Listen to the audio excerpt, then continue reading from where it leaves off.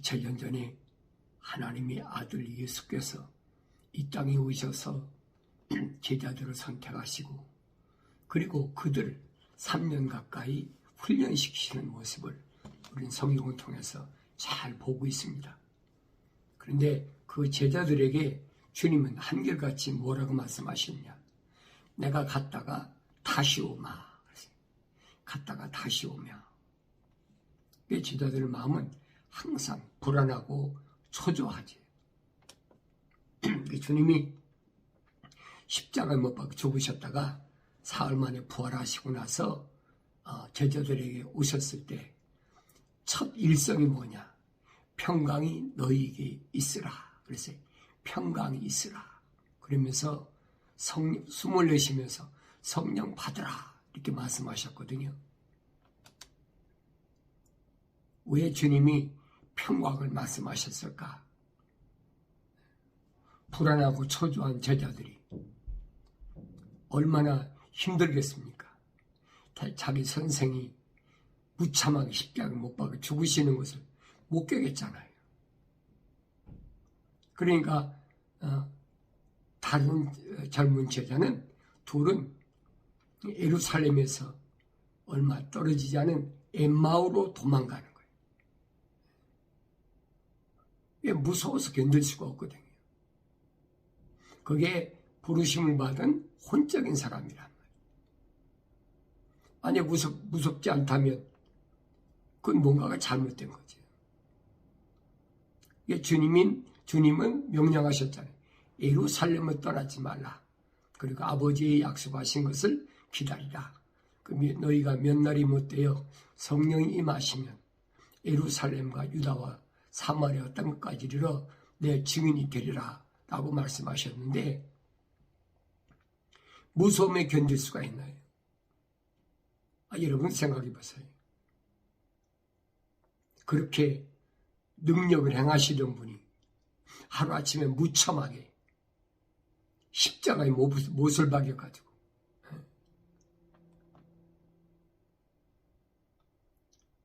아무도 안 보는 데서 밤에 했다 보는데 대낮에 십자가에 못 박혀가지고 그 비참한 모습을 보라고요. 머리에는 가시관을 씌워놓고 그 고통스러워하는 모습을 상상을 해보세요, 여러분. 물과 비가 다 쏟아지고 나니까 내가 목마르다. 물과 비가 다 쏟아졌으니까 목마를 수밖에 없지요. 그러면서 마지막에 주님이 하신 말씀이 다 이루었다. 그 모습을 본 제자들이 어떻게 했어요? 예루살렘이 그냥 남아있겠습니까? 부활을 봤어야지. 그러니까 부활하신 주님을 만나기 전에 예루살렘을 떠나지 말라는 주님의 그 명령을 감당이 안 되는 거예요. 왜? 성령 받기 전이니까. 혼적인 사람이었으니까 그게 감당이 안 되는 겁니다. 이런 일은 2000년 전이나 지금이나 똑같아요. 주님께서 내가 십자가에 못 박혀 죽어야 되겠다. 그 제자들이 얼마나 절망스럽겠어요. 자기들하고 영원히 함께 계시면서 뭔가 하늘의 꿈을 이룰 줄 알았는데 그렇게 십자가에 못 박혀 죽으시고 가시겠다고 계속 말씀하시더니 오늘날은 아무 힘도 없이 그냥 잡혀 그 갈보리산에 십자가에 못 박힌 모습을 봤잖아요. 내가 2000년 전에 그 제자 중에 한 사람이었다면 나는 어땠을까? 나도 물론 도망갔지요. 예루살렘 무서워 살겠습니까? 살 수가 없지요. 그런데 주님은 부활하셔서 이 두 젊은 제자를 다시 동행하시면서 그들의 발걸음을 예루살렘으로 돌려놓으셨다. 예루살렘으로. 그 제자들이 가다가 발걸음을 다시 예루살렘으로 돌이키잖아요. 그래서 오순절 날까지, 주님 약속하신 날까지 약 120명만 남았다. 성경에 기록되어 있잖아요. 처음에는 얼마나 많이 모였었어요. 그런데 20명만이 남아 있었다. 주님이 승천하실 때 보니까 얼마세 한 4,500명이 주님이 구름 타고 승천하시는 모습을 목격했잖아요. 근데 그 중에서 120명만 예루살렘에 남아있고 나머지는 다 도망가 버렸어요. 이것은 실제적인 사건이에요. 성령 받기 전에는 누구나 다 그럴 수밖에 없다는 사실을 우리가 깨달아야 돼요.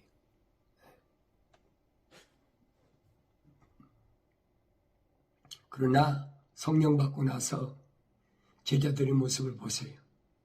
얼마나 담대한가. 담대하게 복음을 외치잖아요. 그래서 첫 번째 순교자가 누구냐? 사도 요한의 형제인 야고보가, 야고보서 저자지요. 야고보가 첫 번째 순교자예요. 야고보를 목을 잘라 죽여놓고 보니까 예루살렘 사람들이 좋아하거든요. 그러니까 베드로를 갖다가 또 잡아다가 감옥에 가둬놓고 다음날 처형하려고. 자기들 마음대로 되나요? 밤에 천사가 작은 베드로를 걷어차면서 나와라. 손발에 묶였던 착고가 다 열려버리잖아요. 그뿐 아니고 감옥 문도 첫째 문, 둘째 문 이렇게 나가는데 닫혔던 것이 다 열려버리잖아요. 이건 실제적 사건이 여러분 환상이 아니에요. 베드로는 그랬잖아요. 내가 꿈을 꾸고 있나? 그런데 실제적으로 천사가 감옥문을 문 앞에 가면 스르르 열려버리니까. 그래서 사도 바울은 이 천사들을 뭐라고 그랬냐? 하나님의 거룩한 자녀들을 도우라고, 섬기라고 보내신 영적 존재다. 그렇게 표현하고 있잖아요. 주님도 말씀하시 뭐라고 그랬어요? 어린아이들이 어렸을 때 어머니 태에서 하나님의 거룩한 사랑의 호흡으로 조성된 사람은 그 어린아이 하나하나마다 천사가 다 붙어있다. 주님 바뀌시잖아요. 아무나 천사가 따라다니나요? 아니죠. 반드시 하나님의 거룩한 사랑의 호흡이 들어간 사람은 천사들이 항상 동행한다는 거예요. 그 주님이 밝혀주셨다. 그래서 어린아이를 업신여기지 말라. 업신여기면 그 천사가 하나님께 다 보고해버린다는 거예요.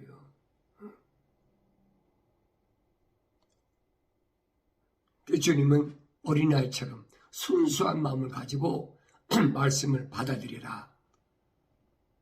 네 제자들을 3년 가까이 훈련시켰을 때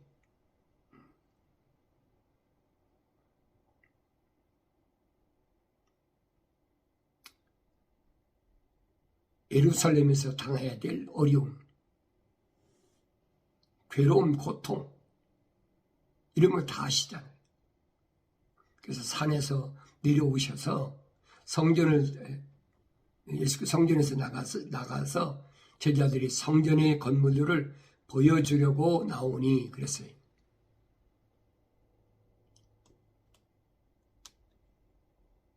십자가 지고 죽으시겠다니까. 여기 하나님의 집이 여기 있다는 거예요. 여기 성전이 그냥 있는데 제자들은 알지 못하잖아요. 하나님의 아들이면서 하나님의 성전을 놔두고 어딜 가실랍니까? 저들이 그 얘기예요. 성전을 보여드렸다. 예수님이 예루살렘 성전을 안 보셨습니까? 종종 예루살렘으로 3년 동안에 몇 번 오셨는데, 이게 제자들이 하나님의 성전을 또 보여드렸다는 말은 하나님의 아들이시면 여기 당신의 집이 있지 않습니까? 그런데 주님은 그 말씀이 아니잖아요. 너희네 마음에 근심하지 말라. 하나님을 믿으니 또 나를 믿으라. 내 아버지 집에는 많은 저택들이 있는데 만약에 너희가 거기 처소가 없다면 내가 가서 너희 있을 처소를 다 마련해 놓고 그리고 다시 오마. 약속이잖아요. 그 예수님이 그 발목을 잡을 수 있는 유일한 방법이 뭐가 있어요? 하나님 성전을 보여드리는 거예요. 여기 아버지 집 여기 있지 않습니까? 그때 예수님께서 그들에게 말씀하실 너희가 이 모든 것을 보지 못하느냐 진실로 내가 너희에게 말하노니 여기 돌 하나도 돌 위에 남지 않고 다 무너지리라 하시더라. 돌 하나도 돌 위에 남지 않고 다 무너진다. 헤롯이 46년 동안이나 공을 들여친 예루살렘 성전인데 돌 하나도 돌 위에 남지 않고 다 무너진다는 거예요.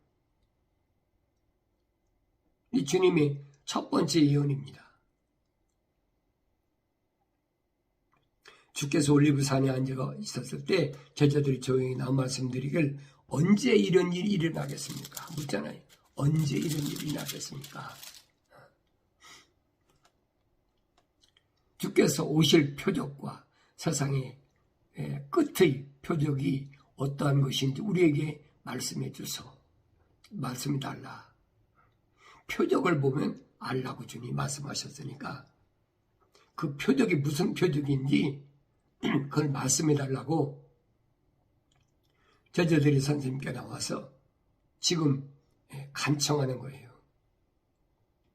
예수께서 그들에게 대답하여 말씀하시길 아무도 너희를 미혹하지 못하도록 주의하라.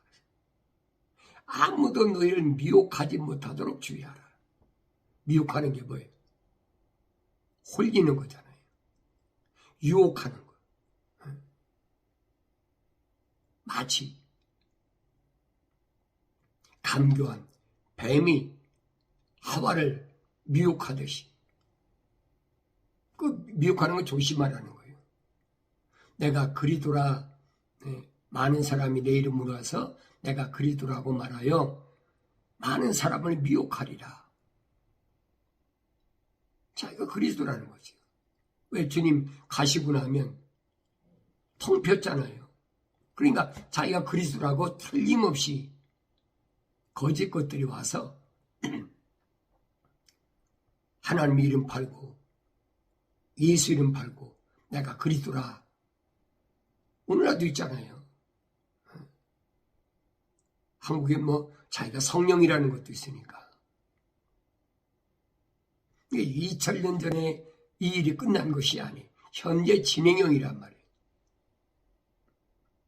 그러면서 많은 사람을 미혹한다 그랬어요. 너희는 전쟁과 전쟁의 소문을 들을 것이라. 그러나 걱정하지 말라. 이는 이 모든 일들이 반드시 일어나겠지만 아직 끝이 아니기 때문이라. 반드시 일어나. 그러나 끝은 아직 아니야. 주님이 징조로 말씀하시잖아요. 민족이 민족을 대적하고 나라가 나라를 대적하여 일어나겠으며 기근과 역병과 지진이 여러 곳에서 있을 것이니 이 모든 것들이 고통의 시작이라. 고통의 시작. 끝이 아니에요. 옛날에는 아날로그 시대니까 지구 전환 구석에서 전쟁이 일어났다. 뭐 했다 그러면 한참 만에 신문이나 이런 거 통해서 소식이 전해지지만 지금은 안 그렇잖아요. 디지털 시대야. 유튜브 시대. 소위 SNS라고 그래가지고 지금은 그런 전쟁의 현장에서 일어난 일들을 중계하다시피 하잖아. 그 사람들이 얼마나 불안하겠어요. 내일 유튜브 방송 보세요. 전쟁에 대해서 러시아와 우크라이나 전쟁이 몇 년째, 또 이스라엘과 팔레스타인 또 전쟁이 어떻고, 또 예멘 반군이 어떻고, 계속 이어지잖아요. 끊임없이. 그렇게 전쟁이 계속되면 무엇이 동반되냐? 역병이란 역병이. 또 역병만 일어납니까? 지진이 일어나잖아요. 엄청난 무기를 투하하니까 지진이 일어날 수밖에 없죠. 그 사방에서 그렇지 않아도 땅속에 부글부글 끓는 용암이 불출되어 버리는 거예요. 그러니까 이런 거 두려워하지 말아라. 이것은 시작이야. 그렇잖아요. 시작이야. 그러나 주님이 말씀하신 것, 우리가 기억해야 될 것은 예루살렘을 떠나지 말라. 이렇게 엄청나게 박해경을 떠나지 말라. 예루살렘의 박해가 얼마나 엄청나게 시작됐습니까? 첫 번째 사도들 가운데 순교자는 거의 사도 야고보지만은, 또 예루살렘에서 첫 번째 순교한 집사 스데반 집사 알잖아요.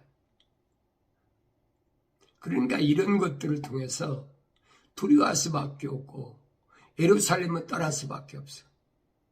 계속 엄청난 박해가 시작되니까 그 박해, 핍박에 선봉에 섰던 것이 바로 사울이잖아요.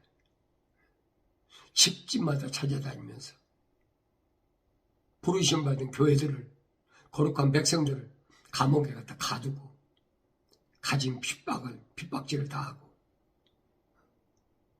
스데반 집사 돌로 쳐 죽이는 거 보세요. 얼마나 부르심을 받은 교회들이 얼마나 많은 고통을 당했는지 우리가 알잖아요.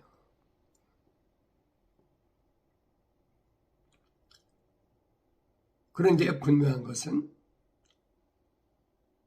주님께서 말씀하신 게, 내가 사랑하는 자마다 책망하고, 그렇죠? 사랑하는 자 책망하고 징계하노니. 사랑하는 자는 반드시 책망하신 다음에 성령 받기 전에 행했던 일들에 대해서 징계하신다는 거예요. 사도 바울도 얼마나 악랄하게 사람을 집집마다 찾아다니면서 남녀노소 할 것 없이 잡아다가 감옥에 가두고 그런 짓을 얼마나 많이 했어요.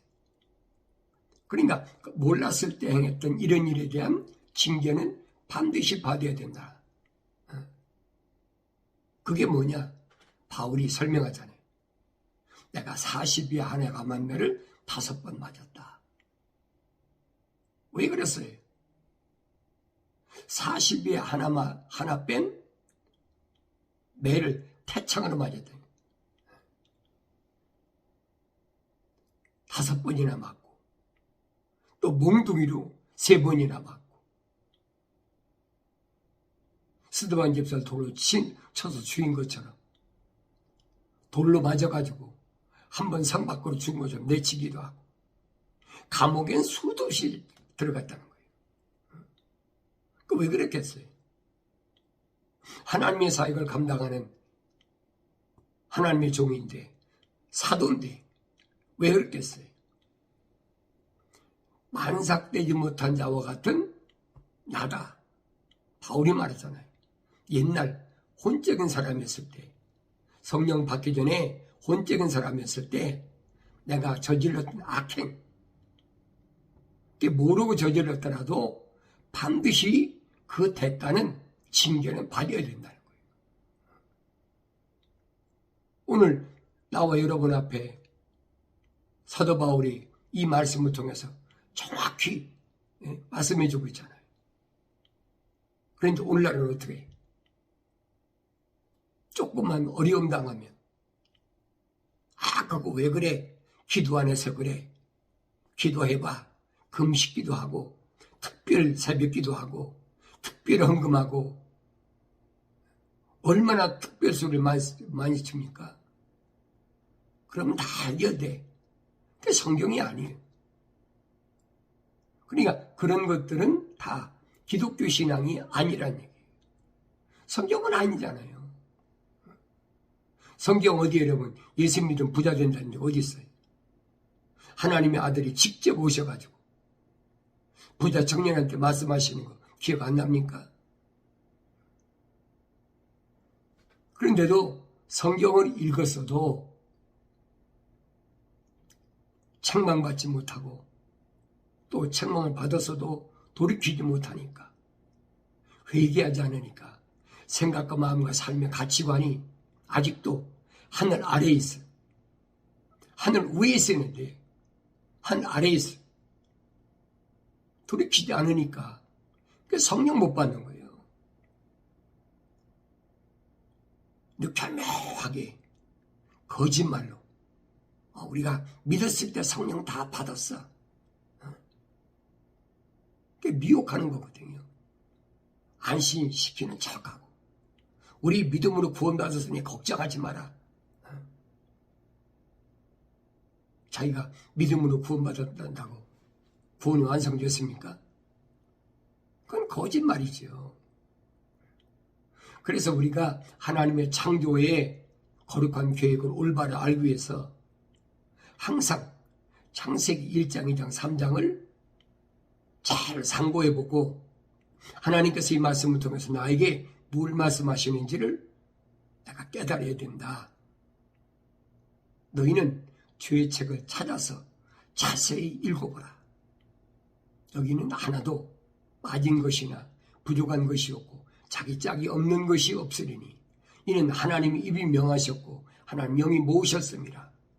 분명히 바뀌셨잖아요. 명령하셨잖아요. 찾아서 자세히 읽어라. 부족한 것이나 빠진 것이 없다라고 약속하셨잖아요. 우리는 일반적으로 그냥 선자들이 몇천 년 전에 증거한 말씀으로 그냥 넘겨버려 치부해버려요. 오늘하고는 아무 상관도 없는 말씀으로 알고 있어요. 그러면서 어떻게 영생을 소유합니까? 영생은 이론이 아니에요, 여러분. 막연하게 주님 말씀하신 거죠. 영생은 이것이니 사람들이 유일하신 참 하나님의 아버지와 아버지께서 보내신 예수 그리스도를 아는 것이라. 하나님을 얼마나 알아요, 여러분? 하나님께서 약속하신 명령이 뭔지 여러분 아십니까? 하나님이 어떤 분이 성경 안 읽고 어떻게 알아요? 누가 책을 썼는데 하나님이 이런 분이라 하시더라. 성경 말고는 여러분 거룩한 책 말고는 하나님을 알 수 있는 책이 없어요. 근데 성경도 교묘하게 위조해가지고 변개시켜가지고 근데 거기에 오랫동안 속아왔기 때문에 그게 당연한 것으로 알고 있어요. 그게 얼마나 잘못됐느냐는 것을 깨달아야 되는데 영적 분별력이 없으니까 성령 받지 못했으니까 그게 진실인 줄 알고 있어요. 속이는 거죠. 교묘하게. 그래서 성령 받으면 지휘 말씀과 지식의 말씀이 반드시 은사 가운데 있어요. 영적 분별력이나 뭐 또 미래에 되어질 예언이나 병 고치는 것이나 방언하는 것이나 여러 가지 은사가 있잖아요. 근데 그걸 깨닫지 못해. 할 수 없지 어떡하겠어요. 억지로 설득시킨다고 해서 설득되는 것도 아니고 선지자가 그러잖아요. 인간의 피조물의 힘과 능력으로는 안 된다. 반드시 하나님이 영으로밖에 될 수 없다.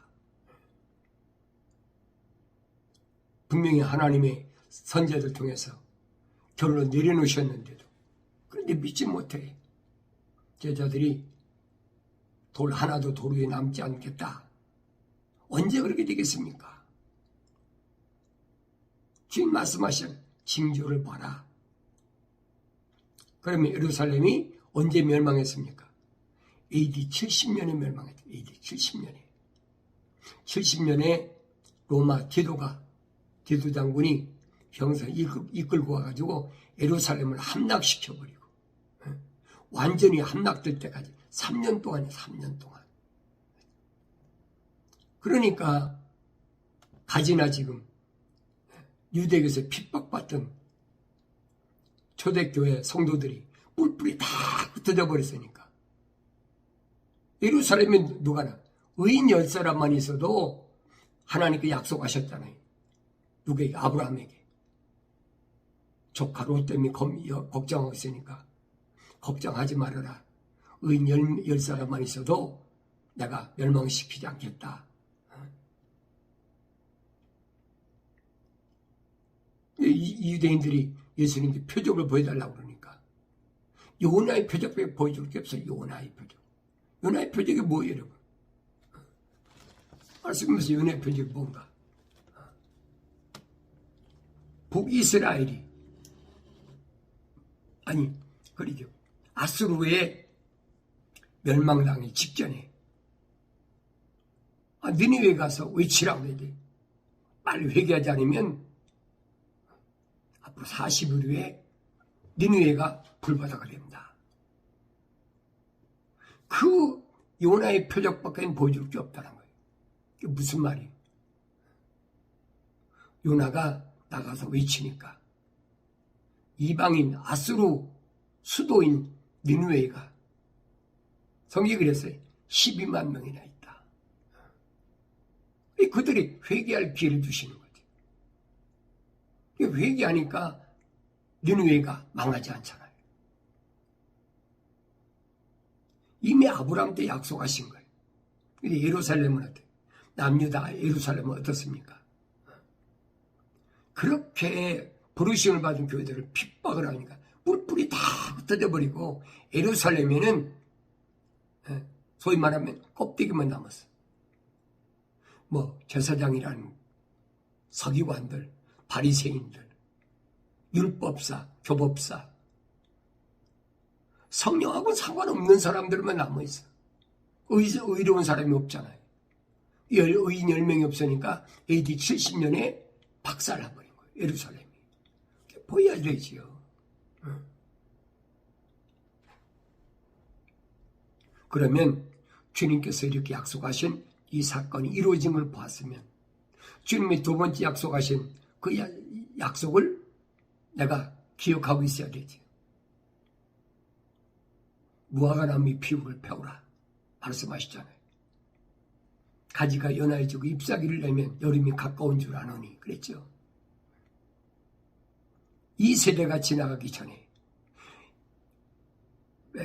이스라엘이 뿔뿔이 다 흩어져가지고 거의 한 1900년 동안 나라가 없는 민족으로 그렇게 방랑자의 신사가 되어버렸는데 그들이 언젠가는 다시 회복된다는 거예요. 이게 기적이죠. 1900년 만에 다시 회복한다.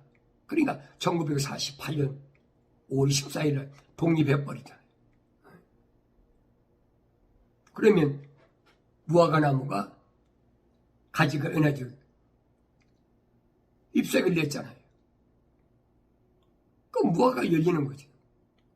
한 세대가 지나기 전에 반드시 주님 오시겠다고 약속하셨어요. 한 세대가 얼마입니까?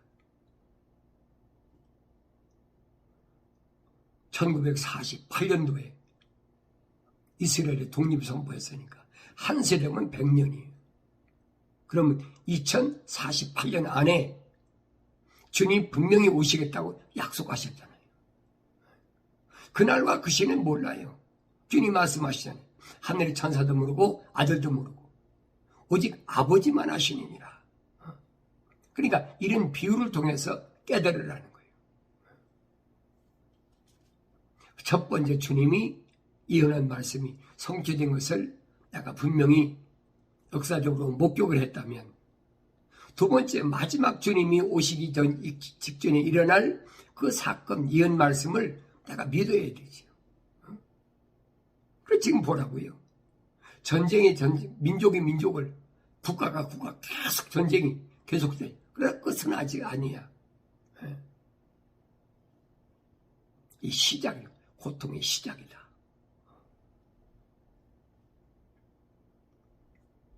동서 사방에서 그저 전쟁 소문이 일어나니까 그게 두려운 거지요. 어느 전쟁에서 뭐 몇만 명이 죽었대, 어느 전쟁에서 몇만 명이 죽였다 그러니까 이거 어떻게 될까?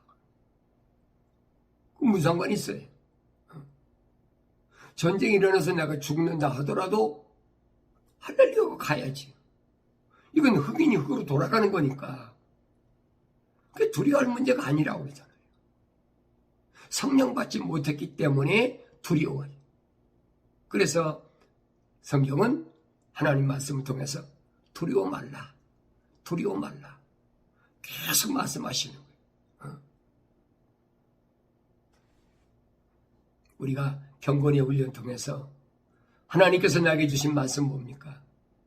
주변 환경 때문에 일어나는 일들 때문에 두려워하지 말라. 강하고 담대하라고 여호수아에게 말씀하시잖아요. 두려운 문제 아니라 사도 바울은 뭐라 합니까? 이 장막집을 벗고 빨리 아버지 집에 가는 게 더 좋다. 그런데 너희를 위해서는 내가 조금 더 남아있는 것이 좋기 때문에 내가 남아있는 것이다.